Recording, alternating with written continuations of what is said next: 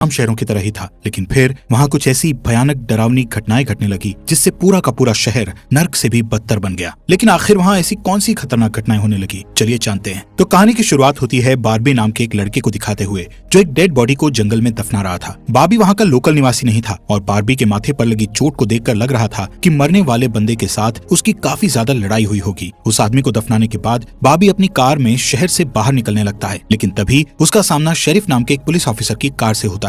उसे देखकर वो थोड़ा डर जाता है, जिससे उसका ध्यान ड्राइविंग से हट जाता है, लेकिन किसी तरह वो पुलिस से बच निकलता है। पर तभी कुछ गायें सड़क के बीचों बीच खड़ी थी। उनको बचाने के लिए बार्बी अपनी कार को एकदम से मोड़ देता है, जिससे वो गायों से भरे खेत में पहुंच जाता है। इससे उसे थोड़ी चोट लग गई थी। कुछ सेकंड्स बाद वहाँ पर जमीन अर्थक्वेक की वजह से जोर जोर से हिलने लगती है कि अचानक आसमान से एक चीज बार्बी के सामने आकर नीचे गिरती है और सब कुछ शांत हो जाता है। बार्बी देखता है कि एक गाय आसमान से गिरने वाली उस चीज से 2 टुकड़ों में कट चुकी थी। वो डरा हुआ उस चीज को छूने लगता है तो उसे पता चलता है कि वो एक इनविजिबल वॉल है जो इतनी शार्प थी कि इसकी वजह से कई घर भी 2 हिस्सों में कट गए थे। तभी वहाँ जॉय नाम का एक लड़का आकर उससे पूछता है कि तुम ठीक हो या नहीं। वो भी उस इनविजिबल दीवार को देखकर शॉक्ड रह जाता है। दूसरी तरफ शेरिफ और लिंडा को खबर मिलती है कि उस पूरे टाउन की पावर सप्लाई कट गई है, फोन लाइंस बंद हो गई हैं और इंटरनेट भी काम नहीं कर रहा है। यहाँ तक कि सारे सैटेलाइट कनेक्शंस भी काम करना बंद कर गए थे। तभी शहर के ऊपर से उड़ रहा एक प्लेन उस इनविजिबल वॉल से टकराकर क्रैश हो जाता है, जिसे देखकर लोग और भी ज्यादा घबरा गए थे। और ये बात कंफर्म हो जाती है कि ये सिर्फ एक इनविजिबल दीवार नहीं बल्कि एक राउंड शेप डोम यानी गुम्बद है, जिसने आधे शहर को कवर कर लिया है। वहीं दूसरी साइड हम एक रेडियो स्टेशन पर फिल और उसकी असिस्टेंट डोडी को देखते हैं जो सिग्नल लाने की कोशिश कर रहे थे। वो दोनों थोड़ा कंफ्यूज थे कि अचानक सिग्नल क्यों चला गया। यहाँ पर फिल को लगता है कि ये अच्छा मौका है उनकी रेडियो रेटिंग्स को हाई करने का, इसलिए वो दोनों सिग्नल को ठीक करने में लग जाते हैं। वहीं एक फायर ट्रक डोम की दूसरी तरफ से आ रहा था, जिसे देख बार्बी ट्रक वाले को इस इनविजिबल वॉल की तरफ इशारा करता हुआ उसे रुकवाकर क्रैश होने से बचा लेता है। थोड़ी देर बाद वहाँ इन्वेस्टिगेशन करने के लिए कुछ पुलिस वाले आते हैं, पर इस इनविजिबल डोम को समझना उनके बस की बात नहीं थी। उसी समय वहाँ पर एक शहर का काउंसिलमैन जिसका नाम बिग जिम था वो भी पहुँच जाता है, लेकिन उसे भी इस डोम के बारे में कुछ भी समझ नहीं आता। यहाँ पर पुलिस को इन्फॉर्मेशन मिलती है कि उस शहर की तरफ आने वाले सभी रास्तों को बंद कर दिया गया है, क्योंकि उस डोम की वजह से बहुत सारे एक्सीडेंट हो रहे हैं। इसके थोड़ी दूर घर पर जूनियर नाम का लड़का एंजी नाम की लड़की के साथ इंटीमेट हो रहा था। एंजी पेशे से नर्स थी और जो की बड़ी बहन भी थी। इंटीमेट होने के बाद जूनियर एंजी से कहता है कि मैं तुमसे बहुत प्यार करता हूँ, लेकिन एंजी उसे कहती है कि वो उसके लिए ऐसा कुछ फील नहीं करती।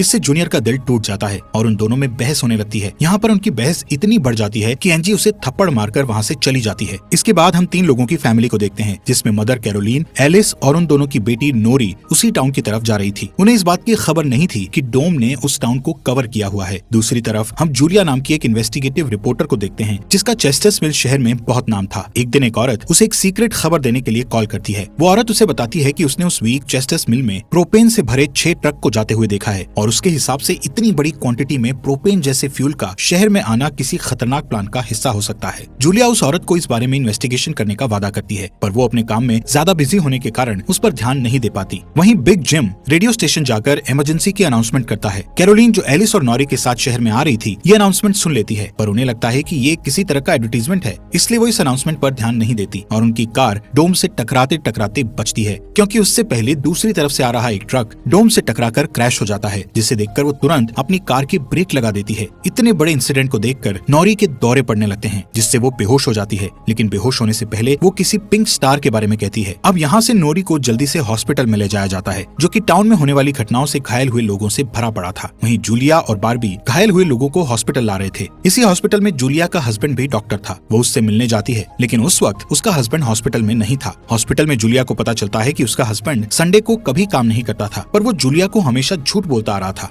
हॉस्पिटल के बाहर हम बार्बी और एंजी को मिलते हुए देखते हैं। दोनों को साथ देखकर जूनियर के अंदर एक अलग सी जलन पैदा होती है। वहीं अब टाउन के बॉर्डर्स को सैनिकों द्वारा सील कर दिया जाता है। बहुत सारे साइंटिस्ट और एक्सपर्ट्स को भी इस अजीबो गरीब मुसीबत का असल कारण नहीं पता चलता, पर कुछ घंटों बाद बिग जिम प्रोपेन के बारे में बात करने के लिए शेरिफ से मिलता है। यहाँ पर उनकी बातों से हमें पता चलता है कि उनको इस डोम के बारे में पहले से थोड़ा बहुत पता था, पर वो इस पर खुलकर बात नहीं कर रहे थे। वहीं बार्बी को उस टाउन में एक दिन के लिए रुकना था, पर उसके पास ठहरने के लिए कोई जगह नहीं थी, इसलिए वो अपनी कार में ही रात बिताने का फैसला करता है। तभी जूनियर उसके पास आता है और उसे एंजी से दूर रहने को कहता है। धीरे धीरे उसकी बात धमकी में बदल जाती है। भाभी हैरान होता है कि आखिर उसकी गलती क्या है। इसी बीच वहाँ जूलिया आ जाती है, जिससे वो झगड़ना बंद कर देते हैं। यहाँ से सीन शिफ्ट होता है और हम देखते हैं कि टाउन के ऐसे हालात से लापरवाह होकर एक जगह कुछ टीनेजर्स पार्टी कर रहे थे। इनमें जॉय भी था। जॉय एक लड़के से वहाँ के हालात पर बात करने लगता है, लेकिन अचानक जॉय को दौरा पड़ने लगता है और वो पिंक स्टार के बारे में बोलने लगता है, जैसे कि पहले नॉरी ने बोला था। वहीं जॉय की बहन एंजी घर पर अकेली होती है। तभी अचानक उसके घर में जूनियर घुसकर उसको किडनैप करके अपने फादर के टूटे फूटे शेल्टर में ले जाता है। यहाँ पर वो उसे बताता है कि मुझे पता है शहर को कवर किए इस डोम के बारे में। यहाँ पर एंजी को उससे ये भी पता चलता है कि बिग जिम ही जूनियर का फादर है। जूनियर एंजी को ये भी बताता है कि उसके फादर अपनी फैमिली की सुरक्षा को लेकर हमेशा चिंतित रहते थे, इसलिए उन्होंने फैमिली के लिए ये शेल्टर बनाया था। वहीं दूसरी साइड जूलिया बाबी को अपने घर में ठहरने के लिए लाती है। तभी अचानक बाबी की नजर उसके हस्बैंड की फोटो पर पड़ती है और उसे रियलाइज होता है कि ये वही आदमी है जिसे उसने सुबह मारा था। दूसरी तरफ लिंडा और शेरिफ सभी व्हीकल्स पर नजर रख रहे थे ताकि कोई भी गलती से इस डोम से न टकरा जाए। तभी अचानक शेरिफ को अटैक आ जाता है और वो वहीं पर मर जाता है। अब यहाँ से हमें सुबह की घटना फ्लैशबैक में दिखाई जाती है, जहाँ बाबी टाउन में जूलिया के हस्बैंड जो डॉक्टर थे उनसे मिलने आया था। वो उनसे कुछ पेमेंट की बात करता है पर डॉक्टर उसे पेमेंट देने से इनकार कर देता है, जिस वजह से उन दोनों में झगड़ा हो जाता है और एक्सीडेंटली बाबी उसे गोली मार देता है। बाबी जानता था कि भले ही उसने उसे गलती से मारा है पर उसे इसकी सजा मिलेगी और इससे बचने के लिए उसने उसकी बॉडी को जंगल में दफना दिया। वहीं प्रेजेंट में सुबह उठकर बारबी देखता है कि उसके गले की चेन गायब है, तो वो जूलिया से इसके बारे में पूछता है। जूलिया उससे कहती है कि वो उसकी चेन को ढूंढकर उसे दे देगी, पर तभी बाबी को याद आता है कि वो चेन उस केबिन में ही गिर गया था जहाँ उसने उसके पति को मारा था। उधर जॉय अपने फ्रेंड बेन के साथ था, जिसने पिछली रात सीजर के वक्त उसकी मदद की थी। बेन जॉय से पिंक स्टार के बारे में पूछता है जो उसने रात को दौरा पड़ते वक्त कहा था, लेकिन जॉय को उसके बारे में कुछ भी याद नहीं आ रहा था। वहीं रेडियो स्टेशन में डोडी एक स्पेशल डिवाइस की मदद से डोम के बाहर वाले लोगों से कांटेक्ट करने में सक्सेसफुल हो जाती है। वो सोल्जर्स को आपस में बात करते हुए सुन सकती थी, पर वो उनसे कुछ नहीं कहती। वहाँ सोल्जर्स भी कंफ्यूज थे कि आखिर ये इनविजिबल वॉल क्या है। दूसरी तरफ बिग जिम रेस्टोरेंट में बैठा ब्रेकफास्ट कर रहा होता है कि लिंडा वहाँ आकर उसे शेरिफ के मरने की खबर सुनाती है, जिससे वो लोग तुरंत बंकर में डेड बॉडीज को दफनाने वाले के पास जाते हैं, जिसका नाम लेस्टर था। उधर एंजी शेल्टर में किसी को मदद के लिए बुलाने की पूरी कोशिश करती है, पर वो कामयाब नहीं होती। तभी जॉय वहाँ आता है और उसे चेन के जरिए बेड से बांध देता है। वहीं बिग जिम लेस्टर को अपने साथ लेकर आता है, जो कि शेरिफ का ही दोस्त था। शेरिफ की मौत से वो बहुत दुखी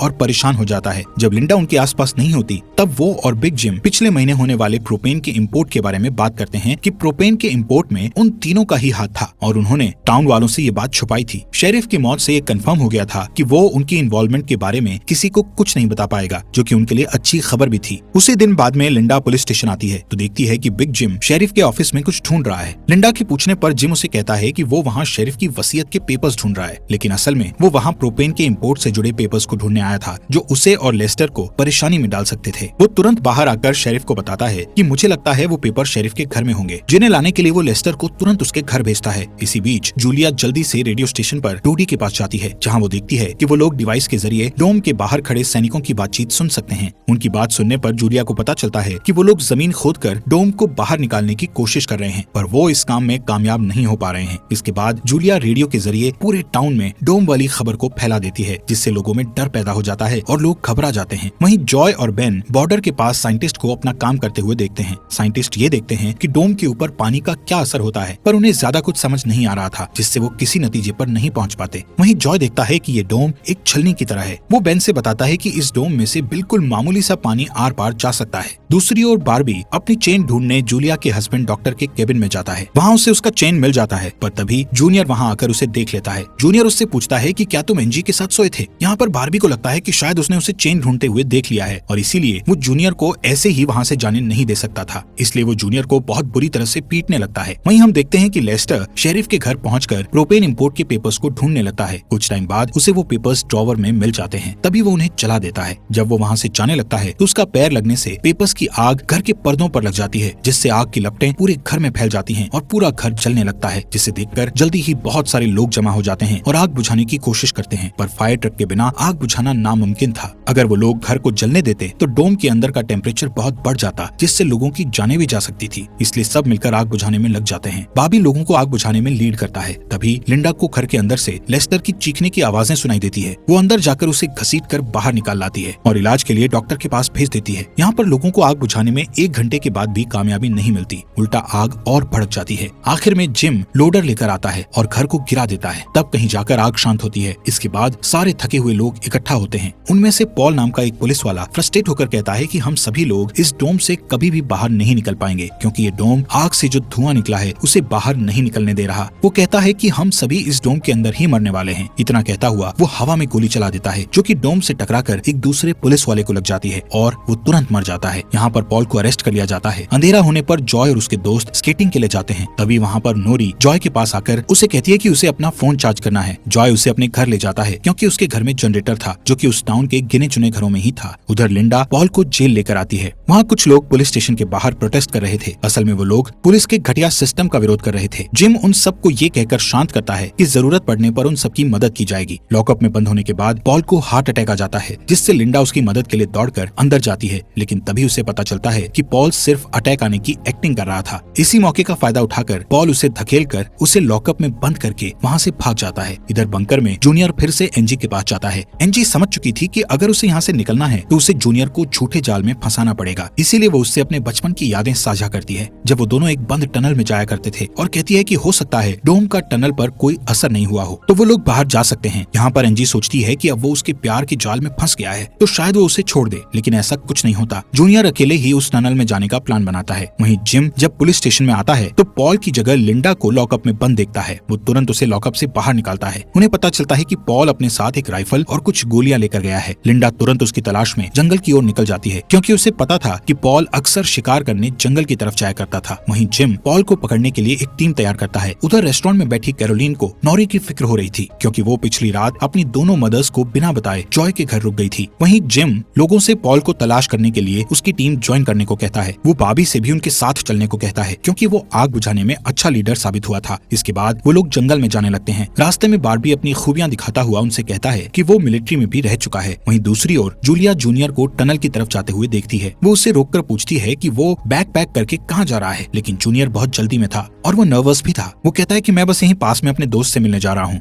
इससे जूलिया का शक उस पर और भी बढ़ जाता है और वो उसका पीछा करती हुई टनल तक पहुँच जाती है। उधर जॉय के घर पर जॉय और नॉरी साथ में नाश्ता कर रहे थे। जॉय पहले कभी किसी लड़की के साथ अकेला नहीं रहा था, इसलिए थोड़ा नर्वस फील कर रहा था, जबकि नॉरी कॉन्फिडेंट थी और बातचीत में भी हाजिर जवाब थी। तभी बेन और दो लड़कियों को अपने साथ लेकर उसके घर आ जाता है, जिन्हें फोन चार्ज करना था। उन्हें इम्प्रेस करने के लिए बेन को जनरेटर यूज करना था, जिसके लिए जॉय बेन को थोड़ी बेदिली से इजाजत दे देता है, क्योंकि उस टाउन में जनरेटर एक बहुत काम की चीज थी और इस तरह उसका मिसयूज करना उसे सही नहीं लग रहा था। उधर जंगल में हम देखते हैं कि सर्च टीम पॉल को ढूंढ लेती है, पर उसी टाइम पॉल एक लड़के की टांग में गोली मार देता है। दूसरा लड़का भी उसे संभालने के लिए वहीं रुक जाता है, जबकि जिम और बार्बी पॉल के पीछे भागते हैं। दूसरी तरफ जूनियर टनल के आखिरी सिरे पर पहुंच जाता है, जहां पहुंचकर उसे पता चलता है कि डोम ने टनल को भी कवर किया हुआ है। वो दीवार के बिल्कुल करीब पहुंच जाते हैं, जिससे उसकी टॉर्च जलने लगती है। तभी जूलिया वहां आकर उसे